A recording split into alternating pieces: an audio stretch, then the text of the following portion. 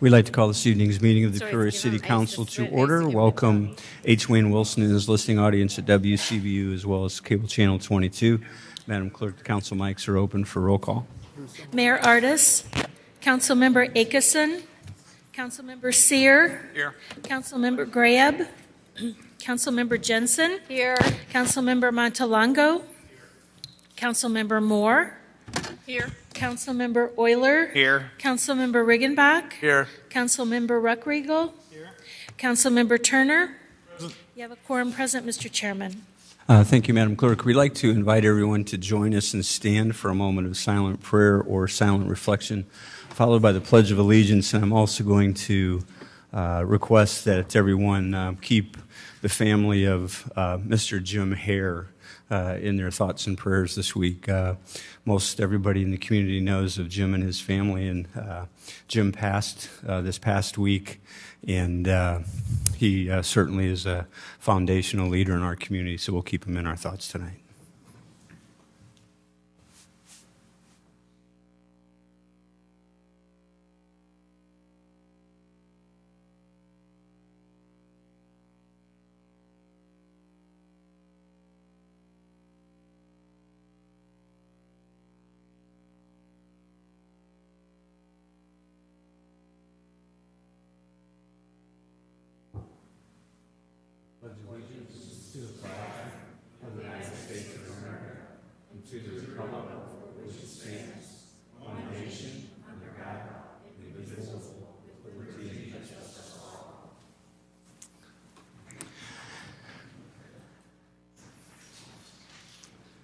We have one proclamation this evening, and I'd like to invite Commonplace to join me at the center podium, please.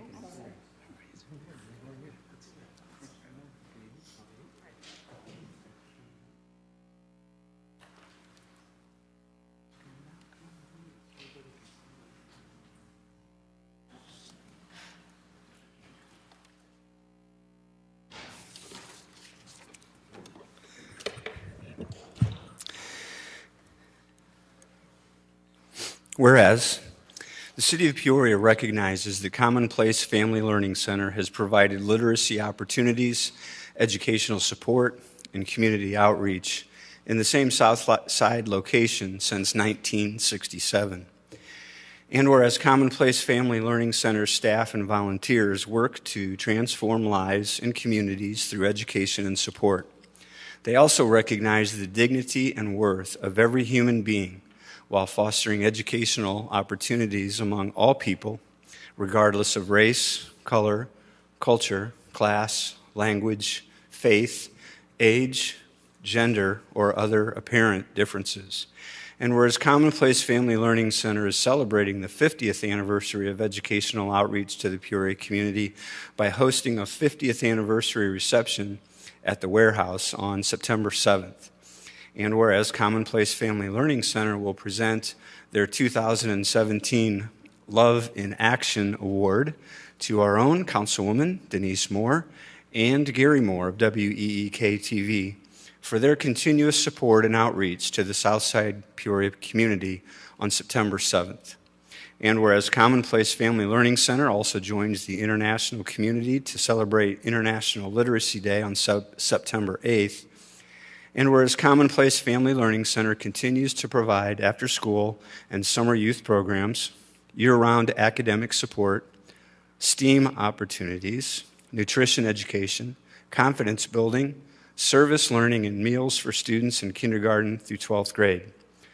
They support their mission by providing adult literacy programs, career advancement opportunities such as Next Steps, GED completion, and they also provide a weekly food pantry, serving 6,000 individuals annually. And whereas We cherish the work of Commonplace founder Dick Tunks, who sought to create a welcoming, enriching learning environment that serves adults and young people on Peoria's South Side and in our greater community. Now, therefore, I, Jim Ardis, Mayor of the City of Peoria, do hereby recognize Commonplace Family Learning Center on their 50th anniversary in Peoria.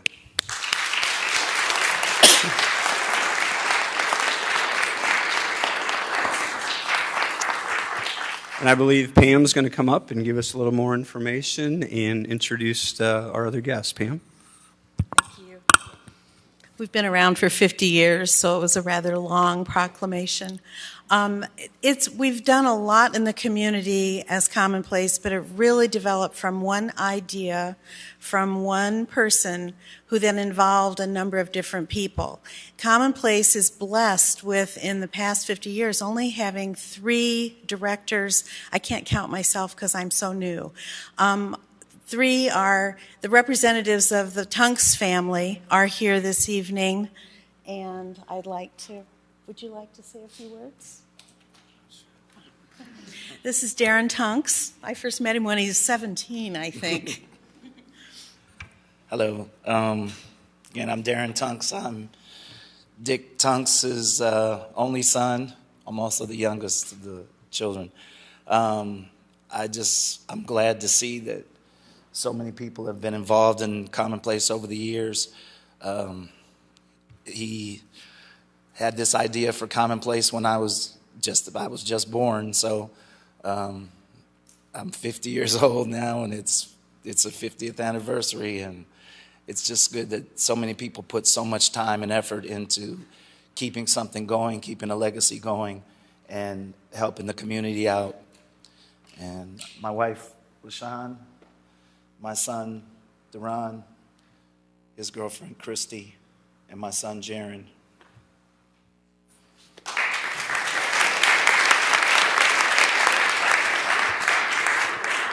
I have to say that Sean Tunks serves on our board, so the family has been involved forever.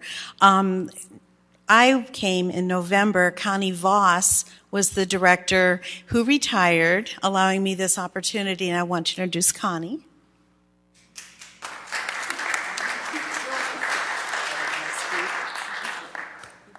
She's worked long and hard. She's done. And Nancy Rakoff. When Mr. Tunks passed away, Nancy Rakoff was already working at Commonplace, and so she took over and for 20 years was at the helm of Commonplace. These kinds of things don't happen. A 50-year institution serving in Peoria doesn't happen by accident. It takes a lot of dedication. We have a wonderful reputation in the community. We have folks that have really grown up at Commonplace, become employed through Commonplace, gone on to college, and we run into them all the time. Some of them came from other countries and were blessed by Commonplace. Some were in the neighborhood and simply were educated there. So we will continue for our next 50 years.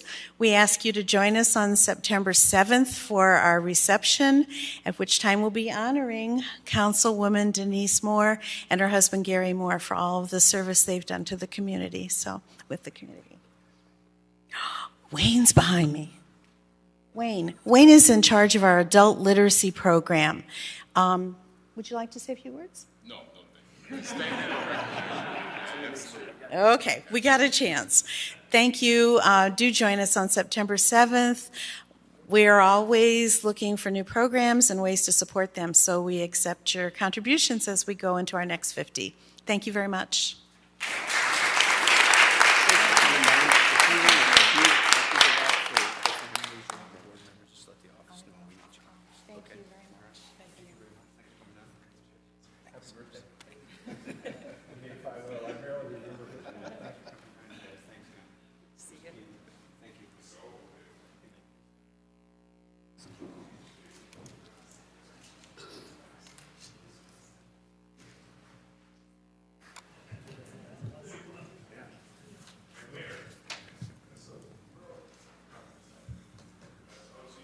After the meeting.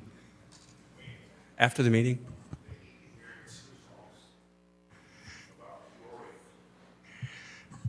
we're going to take advantage of having only one proclamation this evening, and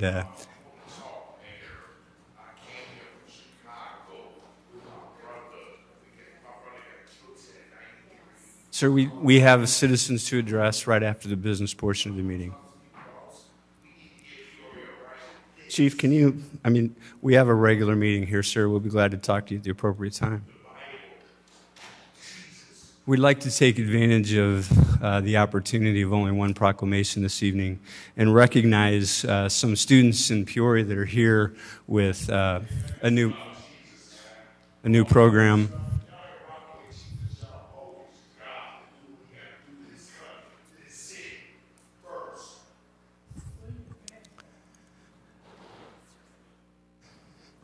Sorry for the interruption.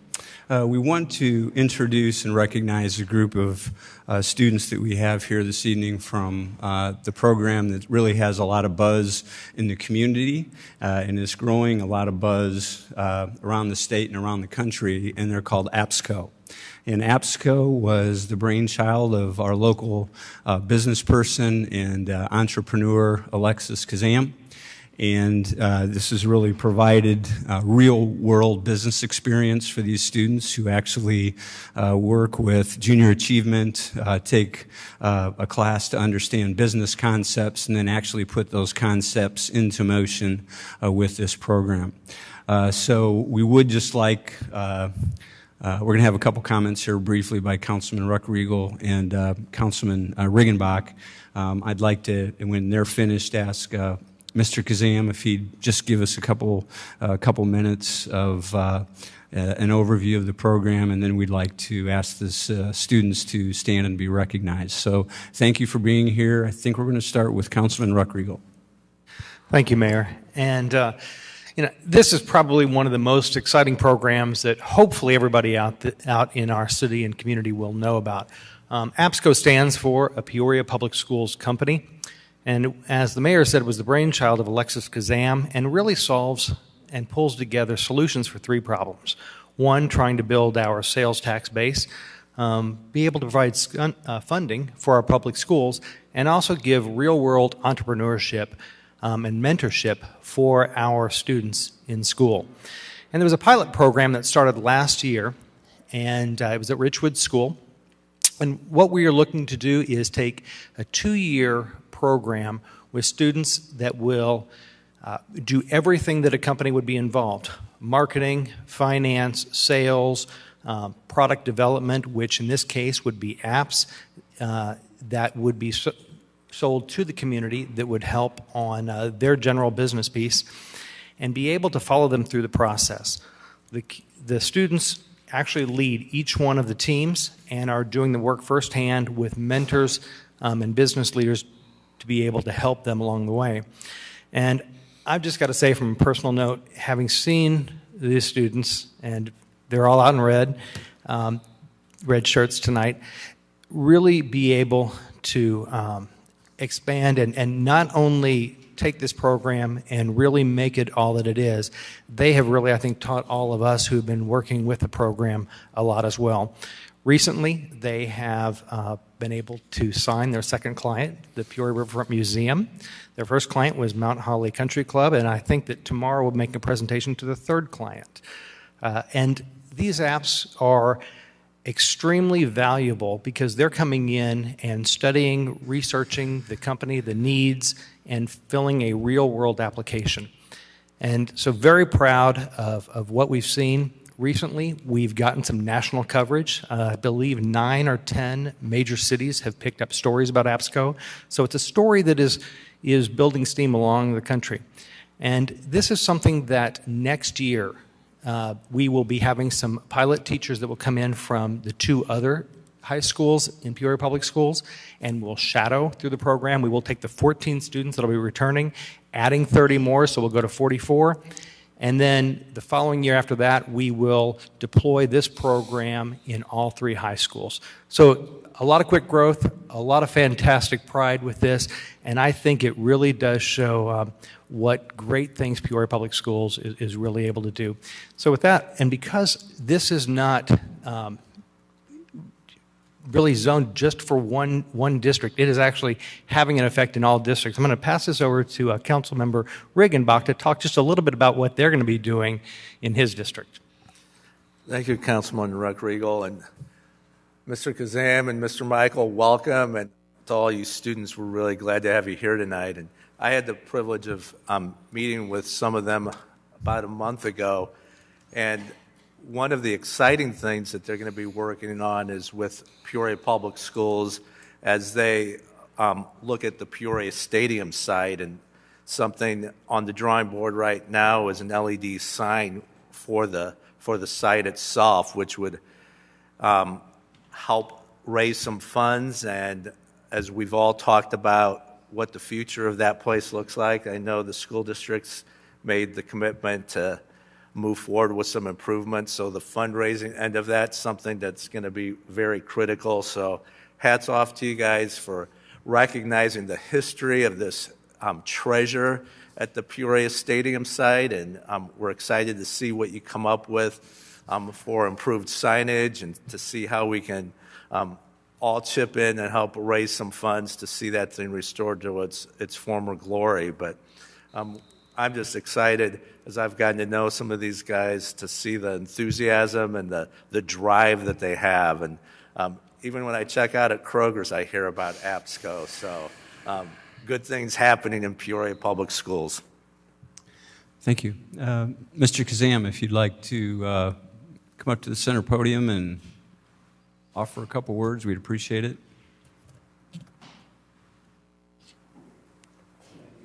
Very much, everyone, for having us here, giving us the floor. I'm going to quickly introduce Brian Michael, who's been managing the kids this summer, soon to be Chief Operating Officer and Vice President of APSCO. 3 of our 5 student leaders. These students are a little more involved in the LED project than the stadium project. So we have Rebecca Swearingen. She's now moved from operations to fundraising, as the second-year APSCO students do. Ruby Hirschman, she's Vice President of Sales. And Mariah Cooley, she's our student body leader of APSCO. The kids do everything in this program, so I'm not going to talk very long. I'm just going to let the kids talk. We stand in the background and coach them and tell them what to do. They've had some amazing experiences this summer. We've had 14 full-time interns working 1,074 hours at $11 an hour this summer. Kids finished and created an app for the country club. They're developing one for the museum and getting ready to submit for the Congressional App Challenge that we're going to win our district for sure, and I hope we represent ourselves nationally as well, competing against the 99 other districts. All funds that are raised, we aim to be, our hard costs be fully supported by our sponsors, and we have great sponsors. So everything that the program earns, everything that the company earns is net for the district, with the goal of raising no less than $100,000 for the district every year, with a new goal every year: air conditioning, STEM classes, the LED sign, whatever it is that the school district decides. These kids have done it all, so why don't you stand and talk a little bit about what we do, why we do it, and how we're doing it. Hi. First of all, we'd just like to thank Mayor Artis and everyone for having us. We are very honored to be here. Like it was mentioned, APSCO is a nonprofit company, and we build apps for local businesses, and our main goal is to raise money for Peoria Public Schools. Recently, we've made a very successful app for Mount Holly Country Club that we are very proud of, and we are very excited to work with the museum. The future of APSCO involves accredited APSCO class that's being involved into the Richwoods curriculum for next year. And we're working right now to gain sponsorships to fund and accomplish all those goals that involve the curriculum and the class. And I just want to say on behalf of everyone that I know we're super excited to see how quickly everything has grown and how much that it's already taught us.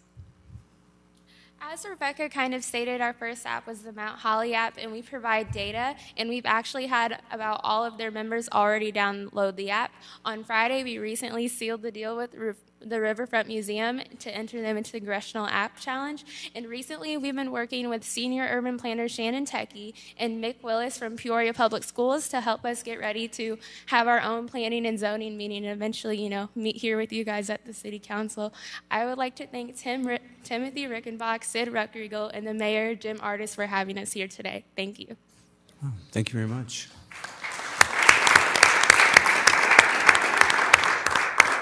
Everyone is shocked after they meet the kids and have business meetings with them. They are incredible. A couple of them have quit their sports to join AppSco full-time as the program runs after school every day like any other company. We are so proud of them. They are a true reflection of the talent in our public school district. 53% minority, 44% box lunch. These are the best minds. So this is what this program showcases. Thank you for supporting it. Thank you.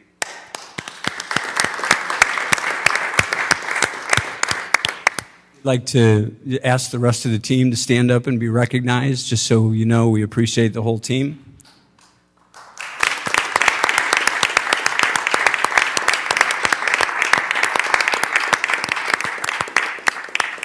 Thank you. Councilman Montalongo, did you have a... Okay, great. Thank you very much. Councilman Sear. Move to approve the minutes of the regular council meeting held on August 8, 2017. By Councilmember Turner, are there any corrections or changes to the minutes? Seeing none, please cast your ballots.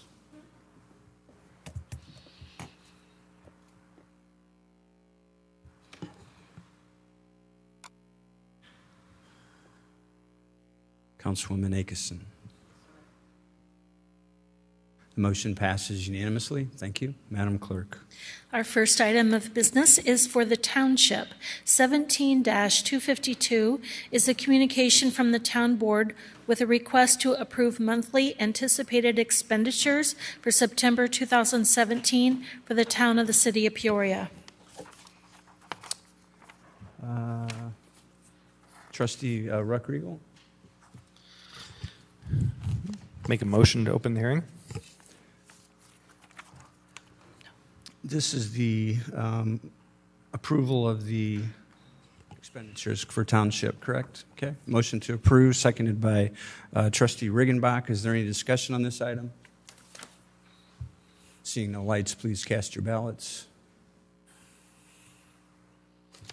That motion passes unanimously. Thank you. Madam Clerk. We're at a public hearing for the City of Peoria. 17-253 is a public hearing regarding the proposed annexation of a property located at West Grange Hall Road in Peoria, Illinois. Thank you. Councilmember Sear. Mr. Mayor, move to open public hearing. Motion to open the public hearing, seconded by Councilmember Jensen. Seeing no objections, please cast your ballots to open the public hearing.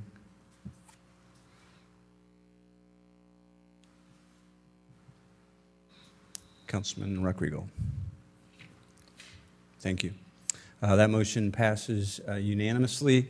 At this time, anyone who would like to address the City Council in this public hearing regarding the annexation of a property having the address of West Grange Hall Road, they can please step forward to the podium at this time. First call. Second call for anyone who would like to address the council in the public hearing regarding the proposed annexation on West Grange Hall Road.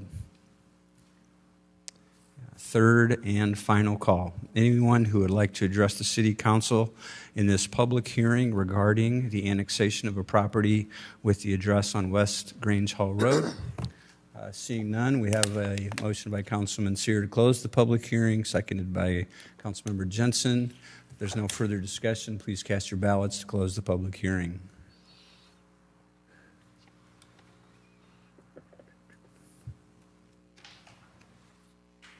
The motion passes unanimously. Thank you. Madam Clerk. We're at the consent agenda. 17-254 is a request to approve a 2-year contract with an option for 2 one-year extensions with C. Lindsay Seal Coating to provide board-up services. 17-255 is a communication from the city manager and police chief with a request for the following. A is a request to approve and authorize the city manager to execute an intergovernmental agreement between the city of Peoria and the county of Peoria under the Edwin Byrne Memorial Justice Assistance Grant Program for 2017 local solicitation in the amount of $62,593. And on your desk is a yellow handout that replaces the one that was in your packet for that agreement, if you would refer to that when you make your motion. And B is a request to adopt an ordinance amending the City of Peoria 2017 amended annual budget relating to the capital fund to recognize the receipt of a federal grant under the same grant, the JAG grant, and the corresponding expenditures in the amount of $62,593. 17-256 is a recommendation from the Planning and Zoning Commission and staff to adopt an ordinance rezoning property from a Class R4 single-family residential district to a Class CN neighborhood commercial district for property located at 126 South Saratoga Street, 921 and 923 West Smith Street in Peoria. 17-257 is a request to approve the site application to add a subclass 1A, which are the 2 a.m. closing hours, to an existing Class B restaurant 50% food liquor license with a retail sale of alcohol at Pioneer Smokehouse and Saloon, 1112 West Pioneer Parkway, with a recommendation from the Liquor Commission to approve. 17-258 is a request to approve the site application for a Class D hotel liquor license with a subclass 4 for ballrooms for on-site consumption at 4 Points by Sheraton Hotel and Craft 309. And that's located at 500 Hamilton Boulevard, contingent upon the issuance of the certificate of occupancy with a recommendation from the Liquor Commission to approve. 17-259 is an appointment by Mayor Ardis to the Riverfront Program and Policy Advisory Committee with a request to concur of Rachel Colgan. 17-260 is an appointment by Mayor Ardis to the Transportation Commission with a request to concur of Clint Gilbert. 17-261 is an appointment by Mayor Ardis to the Peoria Public Library Board of Trustees with a request to concur of Jean Williamson. 17-262 is the reappointment, and this is a revision of the term expiration date by Mayor Ardis to the Peoria Area Convention and Visitors Bureau with a request to concur of Rex Linder. 17-263 is an appointment by Mayor Ardis to the Advisory Commission on Human Resources with a request to concur of Miosha Zobek. And 17-264 is the report from the City Treasurer, Patrick A. Nichtine, for the month of July 2017 with a request to receive and file, and that completes your consent agenda. Thank you, Madam Clerk. Are there any items the council would like to remove from the consent agenda this evening? Okay. I'm seeing no lights. I have a motion to approve the items by Councilman Riggenbach, seconded by Councilmember Moore. If there is no further discussion, please cast your ballots. And that motion passes unanimously. Thank you. Madam Clerk. We're at regular business. 17-265 is a communication from the City Manager and Community Development Director with a request to concur with the recommendation from the Planning and Zoning Commission for one of the following. And A is to adopt Ordinance A, approving a special use in a Class WH warehouse form district for indoor recreation athletic club with ravers for property located at 927 Southwest Washington Street, and you have a choice here to comply with the recommendation from staff to adopt Ordinance B pertaining to the same project. Thank you. Councilmember Moore.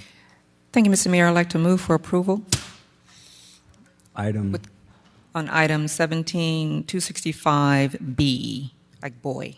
okay. Seconded by With comment. Councilmember Ruckriegel. Councilman Moore, discussion? Yes, please. I've talked to the petitioner about this item a couple times today, and the difference between the two, it's very close. The only difference between the two is the zoning commission recommended item A with windows just on Washington Street. The staff is recommending approval, but with additional windows on the alley street, Maple and what's the name of the street?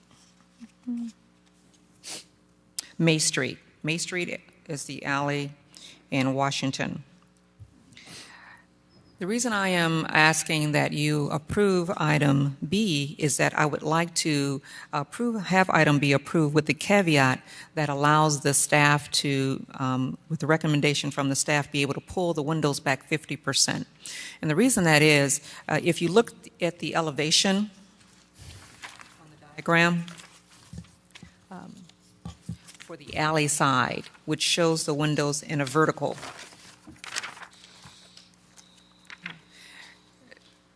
the reason I'm asking for the modification to allow staff to pull it back 50% is that this is a gym that has a climbing wall. And so if you have a wall, then depending on how you configure the wall and once you get this thing built, where the windows will be is very important, or I should say where the windows aren't is very important. And so that allows them the flexibility to still put in a climbing wall, but have the staff be able to direct the 50% pullback on the windows. Thank you. Thank you. Is there further discussion on this item? We have a motion and a second to approve item B. Please cast your ballots.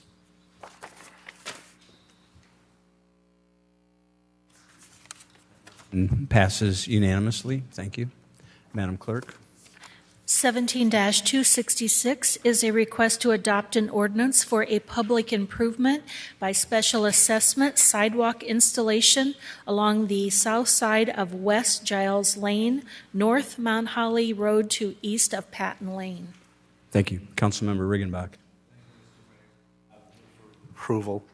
We have a motion to approve, seconded by Councilmember Turner. Discussion, Councilman Riggenbach. Thank you, Mr. Mayor. I'm really pleased to bring this forward tonight. This is yet another link in our neighborhood sidewalks that we talk about and that we value so much.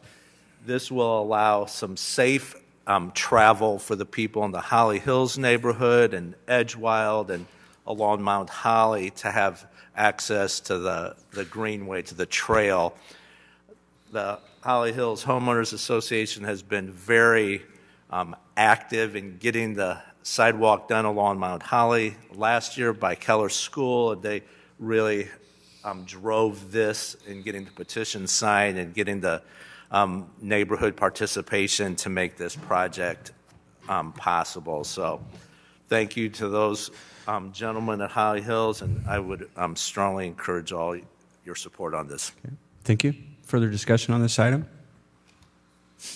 Seeing no lights, we have a motion and a second. Please cast your ballots.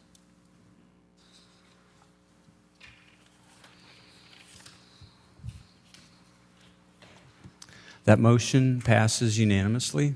Thank you. Madam Clerk. We're at unfinished business. Any unfinished business come before the council this evening? Unfinished business? Councilwoman Jensen. Thank you, Mr. Mayor. I have a couple of items to bring up related to the budget that I'd like staff to look into. The first one I know that is related to a cost analysis I'd like to have, if we can. Any savings that we would have if we were to consolidate the city and the township. I understand that Councilman Grab has asked the township attorneys to provide us with a report back on the impact of the new legislation that will allow cities to consolidate with townships. But in addition to that, I'd like from the city staff a a report or at least a cost analysis of what kind of savings we could have if we were to move in that direction. Additionally, I'd also like staff to look into something that we considered 2 years ago during our budget, but we kind of did the analysis late in the game, is the use of a motor vehicle fee. How much would that fee have to be, and how many dollars would it bring in if we were to use such a fee to particularly pay for road maintenance and infrastructure? Okay, thank you. Okay. Any other unfinished business? Councilmember Montalongo? Thank you, Mayor. Just want to give a reminder to the city manager that I was looking for a report back on fines that are owed to the city in the areas of when the city has to remediate a property. Thank you. Further unfinished business? Seeing no lights, Madam Clerk? We're at new business. New business to come before the City Council this evening. New business. Councilwoman Jensen? Thank you, Mr. Mayor. I sent an email earlier, late last week or early this week, and I would like to see the council adopt a resolution or make a unified statement against hatred and bigotry and anti-Semitism and violence in the aftermath of what's happened in Charlottesville last week. So I'm asking staff to come back and bring something. I'm happy to help work with the language. I know that the city manager indicated that Councilman Grab's been working on, I don't know if it's an ordinance or a resolution that will incorporate anti-discrimination and equality policies that may have come out of our discussions on race relations. But I'd like to see us do something sooner than that, and would like to have it at the next meeting if possible. And it could be, I'm talking about a much shorter statement that we all can unanimously stand up and say that as a city we're against this, and we don't want to see that happen in our city. Thank you. Is there any other new business to come before the council this evening? New business? I'm seeing no lights. Before I go to citizens to address, I'd like to make sure that we invite the students from APSCO to come back to every council meeting. If your presence allows us to be this efficient, we'd like to have you here at every meeting. Madam Clerk? We're at citizens' opportunity to address the city council. Thank you. Citizens to address, name and address for the record, please. We have a 5-minute speaking limit. Up first is Doug Johnson.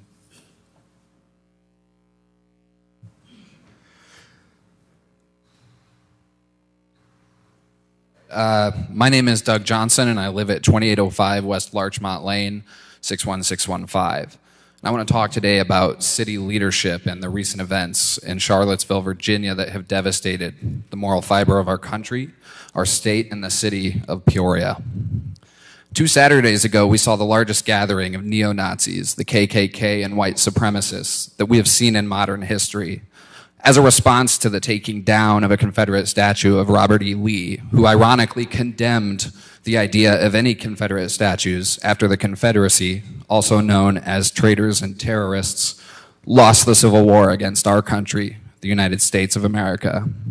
This event led to white supremacists ramming their car into 20-plus people, killing an innocent counter-protester by the name of Heather Heyer as she was crossing the street.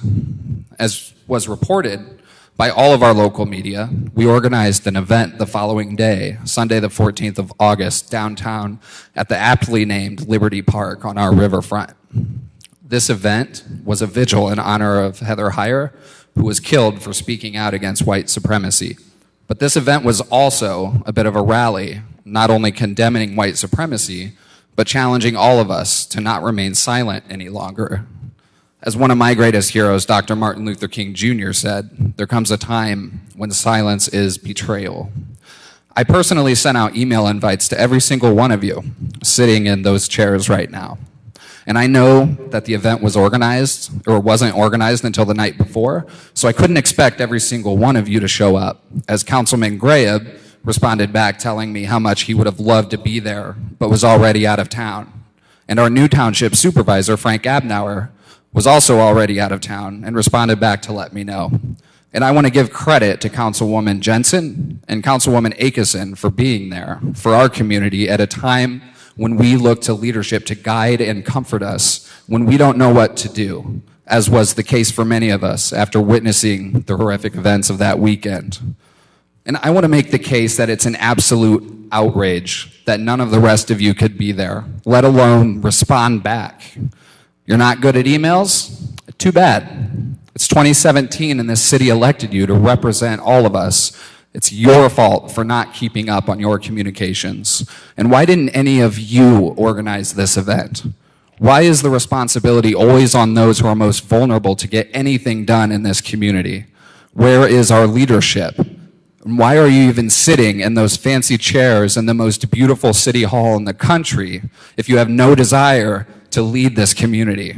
Now, I know Mayor Ardis and Councilman Ruckriegel held a press conference 6 days after the violence, midday at Grand Prairie, a place renowned for a certain string of thought across the power structures of this city, which rose with anger when it was suggested that public transportation be allowed to go out there. And we all know why. We know what that meant. Now, I do know that the Holocaust Memorial is out there, and that's important. So in no way am I criticizing that. But the Jewish community wasn't the target of that string of thought that I just mentioned a few seconds ago. That phrase, "will it play in Peoria," came about because Peoria, Illinois used to reflect the diversity of the entire country. It meant that if something played well here, it would play well everywhere. And today, we are the exact opposite. We're one of the worst cities in the country for African Americans to live. We're one of the most segregated cities, as is frequently pointed out by people who come here to visit, let alone the studies to prove it. We have scholarly studies showing our police's pattern of disproportionately pulling over people of color, even in districts where they don't live. We have the entire first district where poor and working class African Americans and people of color are left to rot without adequate jobs, transportation, public utilities, let alone grocery stores and sidewalks for their kids to play safely outside. The first district has 11,500 registered voters, yet right under 1,000 people voted in our last local elections, which was somewhere around a 30% increase from the last go-around. And do we have the nerve to even ask why? It's because these people have learned over time that no matter who comes along to pretend that they're on their side, they do things like Councilwoman Moore does, voting to dump millions and millions of our taxpayer dollars into boondoggles that do nothing but help the wealthiest people in our community. The first district has a representative who said she'd vote no on the selling of our beautiful riverfront park to private developers so that they can build fancy luxury apartments on our last remaining green space downtown. She said that so she could get elected, but then she voted yes at the first possible opportunity on allowing.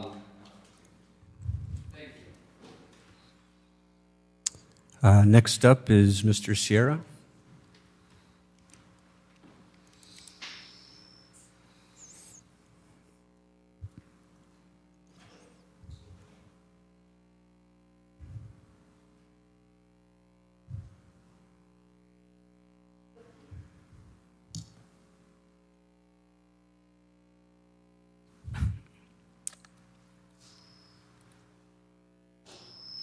Mr. Sierra, 1708 South Stanley on the south side. We also got some new sidewalks on the south side, all around Tree Wind School, and new doors on the school.